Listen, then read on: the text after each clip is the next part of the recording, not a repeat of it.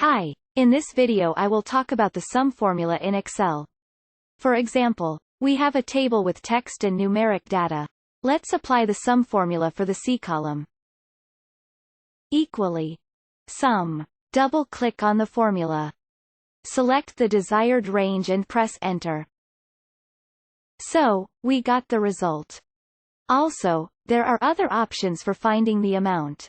For example, you can simply select the area to be summed, and at the bottom right you will see the average value in the range, the number of values, and the sum of the range.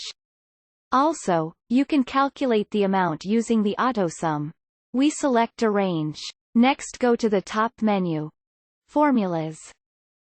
AutoSum. So we got the result.